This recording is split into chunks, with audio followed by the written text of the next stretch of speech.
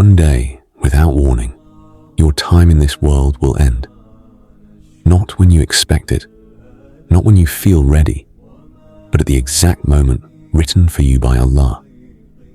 In that moment, everything you were chasing in this dunya will suddenly become distant.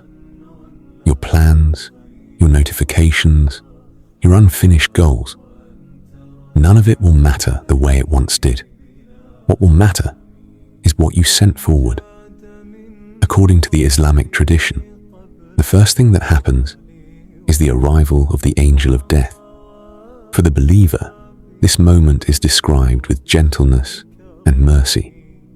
The angels come with calm faces and bring glad tidings, telling the righteous soul not to fear and not to grieve. But for the one who lived carelessly and ignored Allah, the moment is heavy and frightening. The difference is not random. It is built from the life that was lived before that final breath. Once the soul leaves the body, a new phase begins called Barzakh, the life of the grave. This is not the end of your story. It is the beginning of your waiting period until the day of judgment. In the grave, every person is questioned. Who is your Lord? What is your religion? Who is your prophet? These are not questions you memorize with your tongue only. They are answers your life prepares you to give. For the believer who lived sincerely, the grave becomes a place of peace and expansion.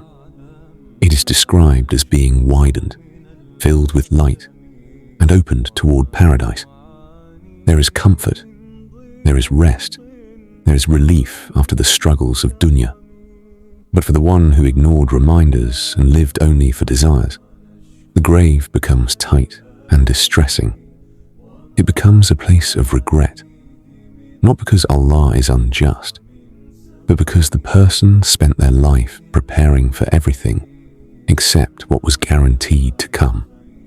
One of the most powerful realities in Islam is that death is not meant to terrify the believer. It is meant to wake them up while there is still time. The Prophet taught his companions to remember death often, not to become hopeless, but to stay focused. Because when you remember that this life is temporary, your priorities become clearer. Petty distractions lose their power. Sins stop feeling small. Time becomes more valuable. Every single day, you are writing what your first moments after death will feel like. Through your salah, through your private choices, through the things you do when nobody sees you. The mercy of Allah is vast, and the door of repentance remains open until the soul reaches the throat. That means as long as you are breathing right now, your story is still being written. Death is certain, but your condition when it arrives is still in your hands. You can prepare for a meeting filled with peace, or you can delay until regret becomes unavoidable. The wise believer does not wait for the final moment to start taking this seriously. They prepare quietly, consistently, sincerely. Because the moment your eyes close in this world, your real reality begins.